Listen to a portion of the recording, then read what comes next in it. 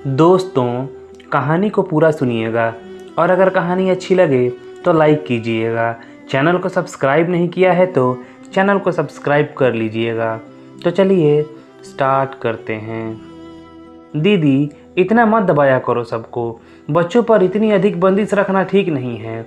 मैं अक्सर दीदी को समझाने का प्रयास करती। तू अपनी समझ अपने पास रख। जैसे तूने खुला छोड़ा हुआ है बच्चों को, मेरे दोनों बच्चे मजाल है मेरे सामने जोर से हंस भी दे। कितने आज्ञाकारी बच्चे हैं, मेरे ही नियंत्रण का फल है, वरना इनके पापा तो इनको बिगाड़ कर रख देते। दीदी बड़े गर्व से कहती, दीदी आपके बच्चे आज्ञाकारी नहीं बल्कि डरते हैं आपसे। आज्ञा प्यार से माने बच्चे तब तो ठीक, लेकिन यदि वे डर कर माने तो जिस दिन वे आत्मनिर्भर हो जाएंगे आपकी सुनेंगे भी नहीं। मैं दलील देती तो दीदी मुझे जोर से झिड़क देती। दीदी के इस दबंग रूप को अगर सकारात्मक पहलू से देखा जाए तो पूरी गृहस्थी का भार उनके ही कंधों पर था।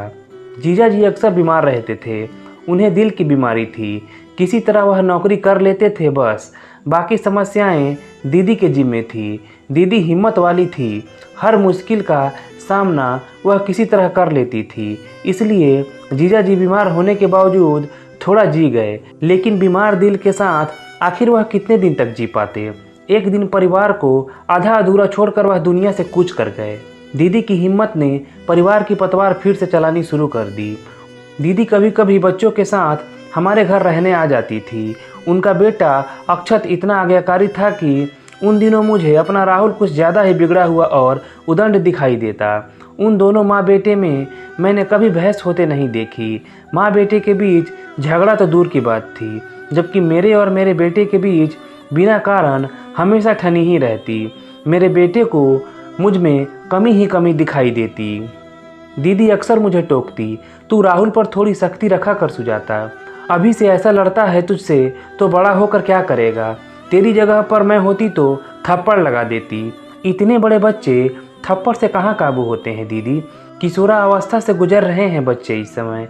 थोड़ी बहुत समस्याएं तो होती ही हैं उनके साथ इस दौर में, जैसे हम तो इस दौर से कभी गुजरे ही नहीं। दीदी तुनक कर कहती। मैं कैसे कहती कि मैंने तो माँ के साथ कभी झगड़ा नहीं किया, पर तुम तो हमेशा झगड़ती थी। दीदी के बेटे अक्षत ने इंजीनियरिंग के बाद MBA किया और प्रतिष्ठित कंपनी में उसे जॉब मिल गई। दीदी बहुत खुश थी। उनको देखकर हम सभी खुश थे। अक्षत को देखकर दिल खुश हो जाता। अक्षत खूबसूरत, स्मार्ट, आज्ञाकारी, नम्र स्वभाव का प्रतिष्ठित कंपनी में कार्यरत युवक था। एक से एक लड़कियों के रिश्ते उसके लिए आने लगे। आखिर दीदी ने अक्षत का रिश्ता तय कर ही दिया। अक्षत की विवाह की तैयारियां होने लगी। विवाह हुआ, सुंदर सलोनी सी बहू घर आई तो सभी खुश थे कि आखिर दीदी ने अपने बच्चों की लाइफ सेटल कर ही दी। मेरा राहुल अक्षत से 1.5 साल ही छोटा है। उसके नौकरी पर लगते ही मैंने भी शादी के लिए उसके दिमाग के पेच कसने शुरू कर दिए। अभी कैसे शादी कर सकता हूँ मम्मी, पैसे भी तो चाहिए, इतने कम में कैसे गुजारा होगा। उसका जवाब सुनकर मैं हतप्रभ रह गई। आखिर प्रतिष्ठित कंपनी में मैनेजर के पद पर कार्यरत मेरे बेटे के पास गृहस्थी बसाने के लिए पैसे कब होंगे। नौकरी पर लग जाने के बाद भी मेरे बेटे व मुझ में किसी न किसी बात पर ठन ही जाती। हम माँ बेटे के बीच अनबन चलती रहती। शादी के लिए हाँ बोलने में भी उसने मुझे बहुत परेशान किया। उसके पापा ने एक दिन उसे खूब जोर की डांट लगा दी। राहुल, यदि तुम अभी शादी के लिए हाँ नहीं बोलोगे तो तुम्हारी शादी करने की हमारी कोई जिम्मेदारी नहीं, तब तुम खुद ही कर लेना। बच्चों की शादी करना माता पिता की जिम्मेदारी है और हम तुम्हारी शादी करके अपनी जिम्मेदारी से फारिग होना चाहते हैं। तब जाकर उसने मौन स्वीकृति दी और राज खोला कि उसे एक लड़की पसंद है और वह उसी से शादी करेगा। उसके इस बात से बची खुशी आशा भी टूट गई। ऐसे लगा जैसे बेटे ने हमसे माँ बाप होने का हक भी छीन लिया। मैंने कुछ समय तक बेटे से बात भी नहीं की। किसी तरह मौन रहकर मैं अपने दुख पीती रही और खुद को आने वाली परिस्थितियों के लिए तैयार करती रही। दीदी की बहू को देखती तो दिल में एक हुक सी उठती। काश राहुल ने भी लड़की ढूंढने का काम मुझ पर छोड़ा होता। छांट कर खानदानी बहू ढूंढती। आखिर रिश्तेदारी भी कोई चीज़ होती है, संबंधी भी तो अच्छे होने चाहिए। माता पिता अच्छे होते हैं तभी तो लड़की में संस्कार अच्छे आते हैं। लेकिन जब राहुल से कहा तो तुरंत जवाब मिल गया, ये पुराने ज़माने की घिसी पीटी बातें मत करो मुझसे। जिस लड़की से हम थोड़ी देर के लिए मिलते हैं उसके बारे में हम क्या जानते हैं, और जिसको मैंने पसंद किया है उसे मैं पिछले 4 साल से जानता हूँ। नियोनिका अच्छी लड़की है माँ, और वैसे भी परिवार और बीवी में संतुलन रखने का काम तो लड़के का है, और वह मुझे अच्छी तरह से आता है। दिल किया कि कहूँ, तू तो माँ और अपने बीच ही संतुलन नहीं रख पाया, कितनी लड़ाई करता है, अब बीवी और परिवार के बीच तू क्या संतुलन रखेगा। फिर भी उस तुनक मिजाज लड़के से ऐसी गंभीर बात सुनकर कुछ अच्छा सा लगा। उधर बहू के आने के बाद दीदी व्यस्त हो गई, उनके उत्साह की कोई सीमा नहीं थी। हम सभी खुश थे। जीजा जी के जाने के बाद उदासी व गम में डूबी दीदी को जिंदगी जीने का खूबसूरत बहाना मिल गया था, लेकिन कुछ समय बाद ही उनका उत्साह कुछ कम होने लगा। फोन पर भी उनकी बातें गमगीन होने लगी। उत्साह की जगह चुप्पी ने ले ली। मैं बहू के बारे में कोई बात करती तो अक्सर टाल जाती। जिस बेटे की तारीफ करते दीदी की ज़बान नहीं थकती थी, उसके बारे में बात करने पर दीदी अक्सर टाल जाती। मुझे कारण समझ में नहीं आ रहा था। बेटा तो दीदी का हमेशा से ही आज्ञाकारी था, बहू भी ठीक ही लगती थी, मिलना ही कितना होता था उससे। फिर भी जितना देखा चुलबुली सी लगी थी। पता नहीं दीदी को क्या दुख खाए जा रहा है। जीजा जी के जाने का दुख तो खैर अपनी जगह पर है ही, पर 2 साल हो गए हैं उनको गए हुए। दीदी कभी इतनी गमगीन नहीं दिखी। इनसे कहा तो बोले, तुम दीदी को उनके हाल पर छोड़ दो, उनका अब एक परिवार है, तुम बेकार बात में अपनी टांग मत अड़ाओ। दीदी को हमेशा अपनी मर्जी की आदत रही है। अब बहू आ गई है, बेटे बहू की अपनी ज़िंदगी है। हो सकता है अब उन्हें अकेलापन महसूस हो रहा हो सकता है यही कारण हो। मैंने अपने मन को समझा लिया। हो सकता है बहू के आने से थोड़ा बहुत अनदेखा महसूस कर रही हो। मेरे बेटे ने तो लड़की पसंद कर ही ली थी, ना कि गुंजाइश ही कहाँ थी। मैं भी अपना मन पक्का कर शादी की तैयारियों में जुट गई। शादी की तैयारी करते करते उदासी का स्थान आखिर उत्साह ने ले ही लिया। मैं भी भूल गई कि बेटा अपनी मर्जी से ब्याह कर रहा है। शादी में दीदी भी परिवार सहित आई। दीदी की बहू में अब नई बहू का सा छुई मुईपन नहीं था। आखिर वह भी अब 1 साल के बेटे की माँ बन चुकी थी। अक्षत भी पहले की तरह माँ की हाँ में हाँ मिलाते नहीं दिखा, बल्कि माँ से बात बात पर टोका टाकी करता व तिरस्कार करता सा दिखा। मुझे आश्चर्य व दुख हुआ जब बेटा ही माँ से इस भाषा में बात करता है, माँ की कमियां गिनता रहता है, तो बहू से क्या उम्मीद कर सकते हैं।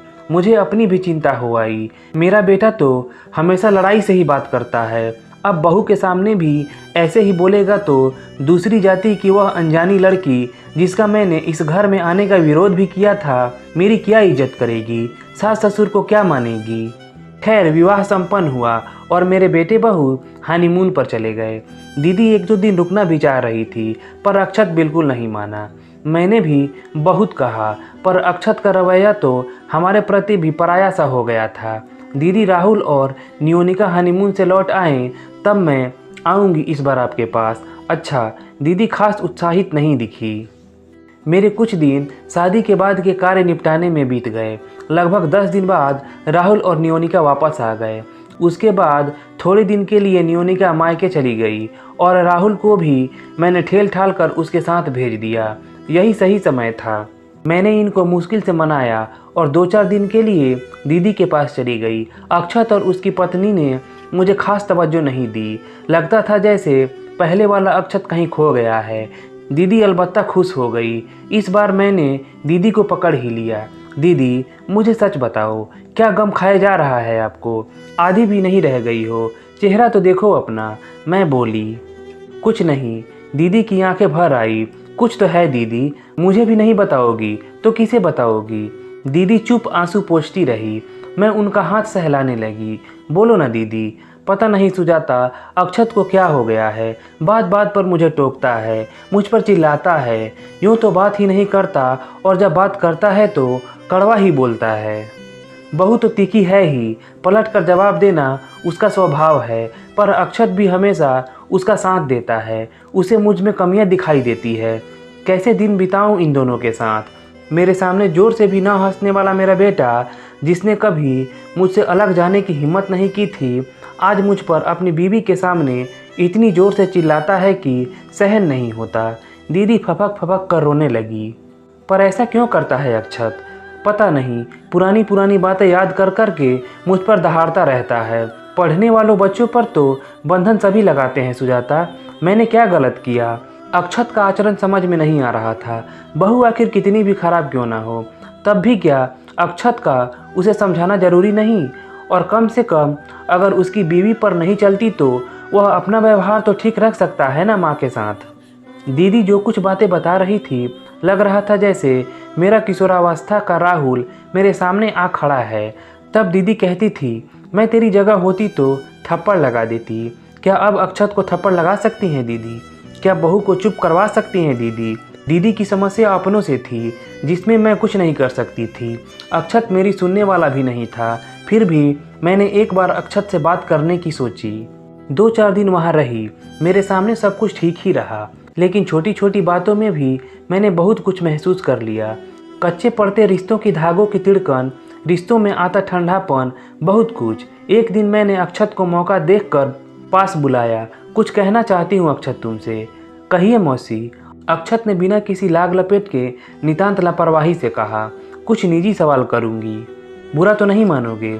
अक्षत की प्रश्न भरी नज़रें मेरे चेहरे पर टिक गई।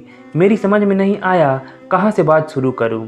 क्या कुछ ठीक नहीं चल रहा है घर में? मेरे मुंह से फिसल गया। क्या ठीक नहीं चल रहा है? अक्षत की त्योरियाँ चढ़ गई। अपनी माँ को नहीं जानते अक्षत? दीदी अपने जीवन की कमियों के बारे में बात भी करती है कभी? वह तो हमेशा ही अपने आप को संपूर्ण दिखाना चाहती है। हाँ, चाहे उसके लिए घर वालों को कितनी भी घुटन क्यों ना हो। कैसी बात करते हो अक्षत? तुम अपनी माँ के बारे में बात कर रहे हो। जानता हूँ मौसी, जीवन भर माँ सब पर हुक्म चलाती रही। बहू बेटे की गृहस्थी भी उनके अनुसार ही चले। बहू को भी वह वैसे ही अंकुश में रखे जैसे हम सब को रखती थी। उनकी किसी के साथ बन ही नहीं सकती। अक्षत गुस्से से बोला। अक्षत, क्या मैं दीदी को नहीं जानती? कितना संघर्ष किया है उन्होंने जीवन में। सभी नाते रिश्तेदार भी निभाए, तुम्हारे पापा को भी देखा। तुम्हें उनके संघर्ष को समझना चाहिए। यह नहीं कि बीबी ने कुछ बोला और तुमने आंख मूंद कर विश्वास कर लिया। मैं हिम्मत करके कह गई, मैं इस बारे में अधिक बहस नहीं करना चाहता मौसी, और मैं आंख मूंद कर क्यों विश्वास करूंगा? क्या मैं माँ का स्वभाव नहीं जानता? कहकर अक्षत उठ गया। अक्षत चला गया, लेकिन मेरे दिल में एक सूनापन छोड़ गया। अक्षत का व्यवहार देखकर मैंने राहुल और नियोनिता की तरफ से अपना मन और भी मजबूत कर लिया। कैसा बदल जाता है बेटा शादी के बाद, और मेरा बेटा तो पहले से ही बदला बदलाया है। बस अंतर इतना है कि दीदी के साथ जीजा जी का साथ नहीं है। दीदी, कुछ दिन मेरे पास रहने आ जाओ। मैंने आते समय दीदी को गले लगाकर सांत्वना दी। उनके घाव पर तो मरहम भी काम नहीं कर रहा था, क्योंकि घाव अपनों ने दिए थे। मरहम क्या काम करता। घर पहुंची तो 2 दिन घर ठीक ठाक करने में लग गए। अगले दिन राहुल व नियोनिता वापस लौट आए। मैं अनायास ही राहुल के व्यवहार में अक्षत को ढूंढने लग गई, लेकिन अभी तो राहुल ही बदला हुआ नजर आ रहा था। मुझसे हर बात पर लड़ने और विद्रोह करने वाला राहुल बीवी के सामने अचानक इतना आज्ञाकारी कैसे हो गया? राहुल मुझसे और अपने पापा से प्यार और इज्जत से बात करता। नियोनिता नई लड़की थी, जैसा राहुल को देखती वैसा ही करती। मैं शाम की चाय बना रही थी। राहुल और नियोनिता लॉन में बैठे थे। तब तक उसके पापा लॉन में चले गए। एक कुर्सी खाली पड़ी थी, फिर भी राहुल ने उठकर पापा की तरफ अपनी कुर्सी बढ़ा दी। मैं अंदर से देख रही थी। चाय की ट्रे लेकर मैं बाहर आ गई। राहुल की ही तरह नियोनिता ने भी उठकर मेरी तरफ अपनी कुर्सी बढ़ा दी। राहुल ने उठकर मेरे हाथ से चाय की ट्रे ले ली। कहीं अंदर तक मन भीग गया। बात बहुत छोटी सी थी, पर अपने राहुल से इस तरह के व्यवहार की उम्मीद नहीं की थी। नौकरी के बाद उसमें थोड़ा बहुत बदलाव तो आया था, लेकिन विवाह के बाद दीदी कहती है अक्षत अब वह अक्षत नहीं रहा, और इधर राहुल भी अब वह राहुल नहीं रहा है। बदलाव तो दोनों में आया, पर एक दूसरे के विपरीत। ऐसा क्यों? तभी राहुल मुझे कंधों से पकड़कर बिठाता हुआ बोला, बहुत कर लिया मम्मी आपने काम, अब अपनी जिम्मेदारी नियोनिका को दे दो और आप तो बस इसकी मदद करो और बैठकर राज करो। पापा के साथ ज़्यादा वक्त बिताओ, घूमने जाओ। एक समय होता है जब माता पिता बच्चों के लिए करते हैं, फिर एक समय आता है जब बच्चे माता पिता के लिए करते हैं। आप दोनों ने बहुत किया, अब हमारा समय है। मैं अपलक राहुल का चेहरा देखती रह गई। राहुल ने मुझे कुर्सी पर बिठा दिया। नियोनिका ने अपने पापा और मुझे चाय का कप पकड़ा दिया। सभी बातें करते हुए चाय पी रहे थे और मैं अपने आप में गुम सोच रही थी कि किशोरावस्था में आवश्यकता से अधिक नियंत्रण ने शायद अक्षत की आक्रामकता को, गुस्से को, माता पिता के अनुशासन के प्रति उस उम्र के स्वाभाविक विद्रोह को बाहर नहीं निकलने दिया। यहाँ तक कि जीजाजी भी दीदी से दबते थे। अक्षत को दीदी से शिकायत भी हुई तो उसने अपने अंदर दबा ली। चिंगारी अंदर दबी रही और बहू की शिकायतों ने उसे सोलो में बदल दिया और किशोरावस्था की उन मासूम सी शिकायतों को इतना कठोर रूप दे दिया। कितना कहती थी मैं दीदी से तब कि बच्चों पर आवश्यकता से अधिक नियंत्रण ठीक नहीं है, बंधन और अनुशासन में फर्क होता है, पर दीदी किसी की कहाँ सुनती थी। यही कारण था शायद अक्षत के आज के इस व्यवहार का, जबकि राहुल ने उस उम्र की सारी भड़ास उसी उम्र में निकाल दी, जिससे उसके दिलो दिमाग में माता पिता के लिए कोई ग्रंथि नहीं पनपने पाई, बल्कि उसने माता पिता के प्रति अपनी जिम्मेदारी को समझा और शायद कहीं पर अपनी गलतियों को भी। मम्मी क्या सोच रही हैं? राहुल ने मुझे हिलाया तो मेरी तंद्रा टूटी। मैं अतीत से निकलकर वर्तमान में आ गई। चलिए हम सब रात का शो देखते हैं और बाहर ही डिनर करेंगे। नियोनिता को सबका एक साथ जाना पसंद हो ना हो, पर राहुल ने यह बात पूरे विश्वास से कही। मैंने खुशी से उसका गाल थपथपा दिया। अरे हम तो अपने ज़माने में खूब गए पिक्चर देखने, अब तुम्हारा समय है, जाओ मैं भी तो देखूं कितने प्यारे लगते हैं मेरे बच्चे साथ साथ चलते हुए। कहकर मैंने उन दोनों को जबरन उठा दिया। हमारे बच्चे कार में बैठ रहे थे और हम दोनों उनको ममता भरी निगाहों से निहार रहे थे। अपना राहुल कितना बदल गया है ना। मैं तो तुमसे पहले ही कहता था कि तुम किशोरावस्था में उसका व्यवहार देखकर भविष्य की बात मत सोचो। हमारा पालन पोषण का तरीका, हमारे दिए संस्कार उसके भविष्य के व्यक्तित्व का निर्माण करेंगे। अब देखो, राहुल का अपना आत्मविश्वास ही है जिससे वह अपने तरीके से व्यवहार करता है। वह किसी दबाव में न आकर स्वाभाविक तरीके से रहता है, माता पिता की इज्जत करता है, इसलिए नियोनिका को कुछ समझाना नहीं पड़ता। राहुल उससे कोई ज़बरदस्ती नहीं करता, लेकिन जैसा वह करता है वैसे ही नियोनिका भी करने की कोशिश करती है। वरना जब तुम्हारा बेटा ही तुम्हें आदर नहीं देगा, तुम्हारे वजूद को महत्व नहीं देगा, तो बहू से कैसे उम्मीद कर सकते हैं। और इसकी बुनियाद बहुत पहले किशोरावस्था में ही पड़ चुकी है। यदि उस उम्र में माता पिता की बच्चों के साथ संवादहीनता की स्थिति रहती है तो वही स्थिति बाद में विकट हो जाती है। यह बोले तो इनकी बात का विश्वास मुझे अंदर ही अंदर हो रहा था। दोस्तों, अगर कहानी अच्छी लगी हो तो प्लीज़ लाइक कीजिएगा। चैनल को सब्सक्राइब नहीं किया है तो चैनल को सब्सक्राइब कर लीजिएगा।